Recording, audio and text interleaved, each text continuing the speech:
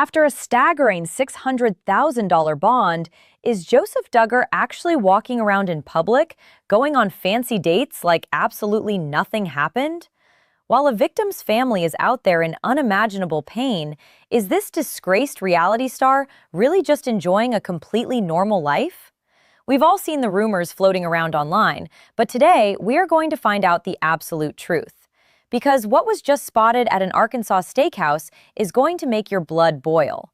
The audacity is completely off the charts, and I have to ask you right now, how would you react if you saw him sitting at the table next to you? Welcome back to the channel, everyone. If you're new here, we dive deep into reality TV's darkest secrets, celebrity scandals, and the truth behind the shiny facades that these famous families try to sell us. Today, we are talking about the Duggar family, specifically Joseph Duggar. Just weeks after one of the most shocking arrests in reality TV history, Joseph has been spotted out in public. And not just anywhere. We need to talk about what this means, how his family is reacting, and what is coming next in this chaotic legal battle. Make sure you hit that subscribe button and turn on notifications, because you are not going to want to miss our ongoing coverage of this case. Let's get into it. To really understand why this recent public sighting is making people so incredibly angry, we have to look at how we got here. For years, Joseph Duggar was painted as the quiet, rule-following son on TLC's 9 Kids and Counting. He was a good guy. He followed the courtship rules, married Kendra Caldwell, and started popping out kids while presenting this squeaky clean, ultra-religious image to the world. They were the picture-perfect couple of the fundamentalist world. But in March 2026, that entire facade completely shattered. And I mean shattered into a million unfixable pieces. Joseph was arrested in Tontitown, Arkansas, on horrifying charges originating out of Bay County, Florida. We are talking about allegations of lewd and lascivious molestation of a victim under 2 and lewd and lascivious conduct. The charges stem from a family vacation in Panama City Beach back in 2020. The victim, who was just 9 years old at the time, bravely came forward. According to the arrest affidavit, the victim's father actually confronted Joseph, and Joseph allegedly admitted to the abuse. Arkansas detectives even monitored a phone call where he reportedly confessed a second time. So, Joseph was taken into custody on March 8th. His mugshot hit the internet, and the entire reality TV world stood still. It was almost exactly like watching history repeat itself with his older brother Josh. The shockwaves were absolute. But here is where things get really crazy. Just 2 days later, on March 20th, his wife Kendra was also arrested. She was charged with multiple counts of endangering the welfare of a minor and false imprisonment after authorities did a home inspection. Let that sink in. Both husband and wife, handcuffed and booked within 48 hours of each other. Following his extradition to Florida, Joseph stood before Judge Tracy Smith. The state was not messing around. They asked for a substantial monetary bond, highlighting the extreme severity of the case against a child. The judge agreed, setting his bond at a massive $600,000. For most normal people, a $600,000 bond means you are sitting in a jail cell until your trial. It's an insurmountable amount of money for the average family. But the Duggars aren't an average family, are they? On March 3rd, Joseph posted that massive bond. His attorney, Albert Saline, stood in front of the cameras and claimed their #1 goal was to make sure Joseph was treated fairly, complaining about his celebrity status. Let's pause on that for a second. His defense is worried that his celebrity status will make things unfair for him. Yet, it's that exact same reality TV wealth and network that allowed him to walk out of that jail and catch a flight right back home to Arkansas. And that brings us to the main event, the moment that has the entire internet, especially the Duggar snark community, absolutely losing their minds. When you are facing decades in federal or state prison, when your wife has just been arrested for child endangerment, and when your family name is permanently stained for the second time in a decade, what do? If you have an ounce of shame, you hide. You stay inside your house. You speak only to your lawyers. You keep your head down and you wait for your day in court. But apparently, Joseph and Kendra missed that memo entirely. According to multiple eyewitness reports and bombshell drop sightings, Joseph and Kendra were just spotted out in public. And they weren't just running a quick, disguised errand to the grocery store. They were seen at a high-end steakhouse in Rogers, Arkansas. Yes, you heard that right. A high-end steakhouse date night. Witnesses described them sitting together in a cozy two-person booth. They were dressed down in jeans and t-shirts, looking incredibly casual for a couple whose entire world is currently engulfed in legal flames. Observers noted that they were leaning in, whispering to one another, entirely wrapped up in their own little world. They looked like any other normal couple enjoying a Friday night dinner. They were laughing, talking softly, and seemingly completely unbothered by the fact that the whole entire world is crashing down around them. What they didn't tell you on their perfectly curated social media accounts is that this is how they behave behind closed doors. Actually, speaking of social media, the couple has been completely silent online since November 22. They abandoned their public profiles years ago. They clearly wanted privacy from their fans. They wanted to hide from the internet. Yet, here they are, in the spring of 2026, sitting in a crowded, expensive restaurant in their hometown area. It's a bold, almost unbelievable choice. Think about the timeline here. You are arrested on March 8th. Your wife was arrested on March 20th. You post a $600,000 bond on March 3rd. And by the late spring and summer, you are out slicing into a medium-rare ribeye like you don't have a care in the world. This is the part that shocked everyone. The sheer cognitive dissonance of this scene is staggering. Can you imagine being the server at that restaurant, walking up to the table to refill their waters, knowing exactly who they are and exactly what they've been charged with? What would you have done in that situation? Let me know in the comments, because I honestly think I would have had to ask my manager to reassign my table. The arrogance required to step out into a high-end restaurant under these circumstances is hard to comprehend. When you are facing charges involving a 9-year-old child, the absolute bare minimum you owe society is to remove yourself from public leisure activities. But instead, they are having cozy date nights. And this isn't just about optics. This behavior tells us a lot about their current mindset. It tells us they feel untouchable. It tells us that despite the handcuffs, the mugshots, and the exorbitant bond, they still believe they are above the consequences that would crush an average person. But here's where it gets worse. Let's talk about the twists and revelations that make this steakhouse sighting even more infuriating. The biggest revelation here isn't just Joseph's presence, it's Kendra's presence right there beside him. Remember, Kendra Caldwell grew up in the exact same fundamentalist, deeply patriarchal cult environment as the Duggars. She was taught from birth to submit to her husband, to stand by her man, and to keep sweet no matter what. Many people assumed that after Joseph's horrifying charges came to light, Kendra might finally break away, especially after she faced her own arrest. When the police raided their home and charged her with endangering the welfare of a minor and false imprisonment, people thought it might be her wake-up call. We still don't know the full details of what led to her specific charges, but the fact that it involved the welfare of children should have been the final straw. Instead, this steakhouse sighting confirms the exact opposite. They are a united front. Whispering in that booth, keeping to themselves, showing the world that she is not leaving him. She is standing by him, just like Anna Duggar stood by Josh. It is a chilling parallel. Another massive bombshell in all of this is the recorded confession. This is what makes their casual date night so sickening. This isn't a case where Joseph is screaming his innocence from the rooftops, claiming it's a massive misunderstanding. According to the arrest affidavit, when the victim's father confronted Joseph, he admitted to it. When the detectives had the father call Joseph back while they were listening, he admitted to it again. He allegedly apologized for his actions back when the incidents occurred, which is why the abuse stopped at the time. He confessed on a monitored phone call that the police have it on tape.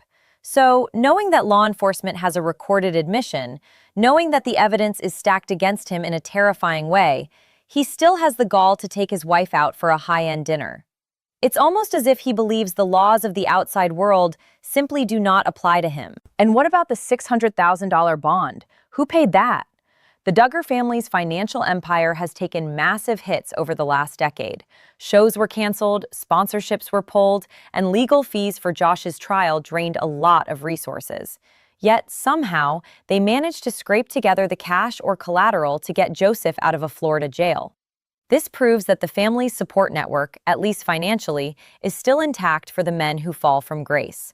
They will move heaven and earth and open their checkbooks to keep their sons out of a jail cell before trial. And what does Joseph do with that expensive freedom? He goes to a steakhouse. Let's shift gears and look at the fallout, because the consequences of this case and the public's reaction to their normal life routine have been explosive. The legal fallout is obvious. He is facing severe state charges in Florida. But the social and family fallout has been unprecedented for the Duggars. In the past, the family would circle the wagons. Jim Bob and Michelle would release a carefully worded statement asking for privacy and prayer. But this time, the siblings are not staying quiet. The wall of silence has officially collapsed. Jill Duggar Dillard, who has been incredibly vocal about her own trauma and separation from the family's toxic environment, wasted no time. Her family released a statement almost immediately after Joseph's arrest. It was short, but it was powerful. They wrote, "We strongly condemn abuse. We support the rule of law and hope that justice will be achieved. Our hearts go out to the innocent juvenile victim of this unspeakable crime and her family." Notice what she didn't say. She didn't say she was praying for Joseph. She didn't ask for grace for her brother. She centered the victim, supported the justice system, and completely distanced herself from him. Then, Ginger Duggar Volo and her husband Jeremy took to their podcast to break their silence. They were highly emotional. They talked openly about the pain and heartbreak they've experienced over this latest family turmoil. Ginger has done a lot of work to deconstruct her upbringing, and watching another brother get arrested for horrific crimes against a child clearly devastated her. But the most searing indictment came from their cousin, Amy Duggar King. Amy has never held back when it comes to the dark underbelly of her famous family, and she did not mince words this time. She released a statement saying, "When they grow up around environments where the power is unchecked, and men are elevated and not held accountable, and silence is encouraged and rewarded, it creates the perfect conditions for abuse to happen and to continue." Let that quote really sink in. This is exactly what we are seeing with this Steakhouse date: the unchecked power, the elevation of men. Joseph has been elevated and protected his entire life. Even now, facing monstrous charges, he feels entitled to a normal, luxurious Friday night out. The public media response has been just as furious. The Duggar snark community on Reddit and other platforms have been tracking every single detail of this case. When the news of the restaurant sighting broke, the forums lit up. People were utterly disgusted. They pointed out the sheer hypocrisy of a family that claims to value modesty, purity, and strict moral codes, yet constantly finds themselves defending men accused of the most vile crimes imaginable. The comments were brutal. People were saying, "How do they show their faces?" And, "If I were Kendra, I would have taken the kids and run the minute the police knocked on my door." Do you think Kendra is staying because she genuinely believes him, or because she literally doesn't know how to survive outside the cult? Let me know your thoughts on that, because it's a question that has divided a lot of people following this case. This brings us to a deeper analysis of the situation. We have to look at the bigger picture context here, because Joseph's behavior after posting bond isn't just an isolated display of bad manners. It is deeply rooted in the psychology of the cult they were raised in. In my opinion, this Steakhouse date is a symptom of a much larger systemic disease within the Institute in Basic Life Principles, or IBLP, the organization the Duggars followed for decades. In that world, men are the ultimate authority. They answer only to God, and often, they believe their sins can be wiped away with a simple, private apology and a prayer. We saw this exact same pattern with Josh Duggar. When his initial scandals broke, the family tried to handle it internally. They sent him to a work camp. They prayed over him. They thought that because he confessed to his father, the slate was clean. They did not respect the laws of the secular world. According to the arrest affidavit, Joseph allegedly used this exact same playbook. He apologized to the victim years ago and thought that was the end of it. He thought a private apology erased a criminal act. When the victim's father confronted him in 2026, he admitted it again. He probably genuinely thought that confessing to the father would settle the matter, man to man, the way his cult taught him. He likely never expected the father to be working with detectives to get him on a recorded line. So when he posts a $600,000 bond and walks out of jail, his mind might not process it the way ours does.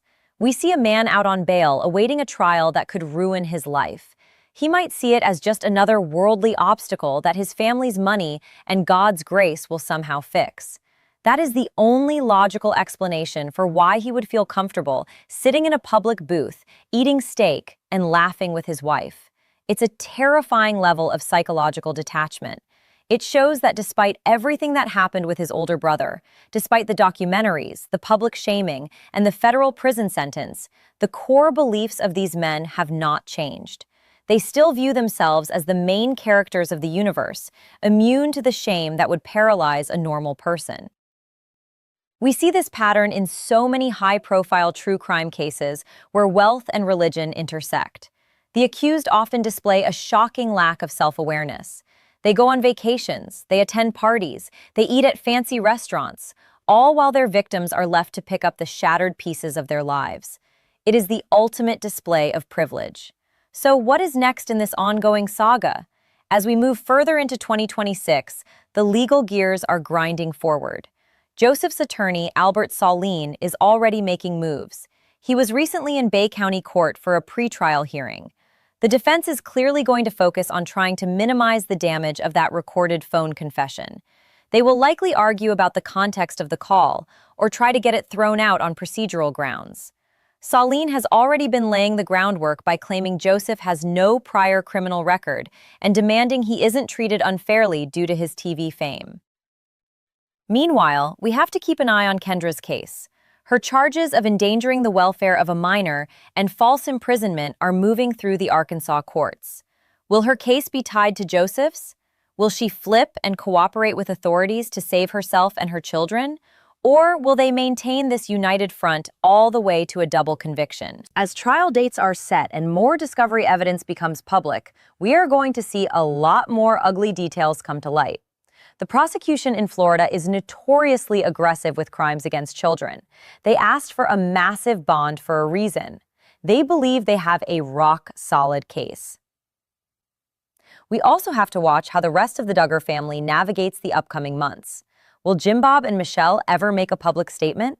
Will they show up at the courthouse in Florida to support Joseph, the way they supported Josh? Or is Joseph going to be left to face this entirely on his own, with only Kendra whispering to him in Steakhouse booths? To wrap this all up, the recent sighting of Joseph and Kendra Duggar enjoying a casual date night in Rogers, Arkansas, is a lot more than just a piece of celebrity gossip.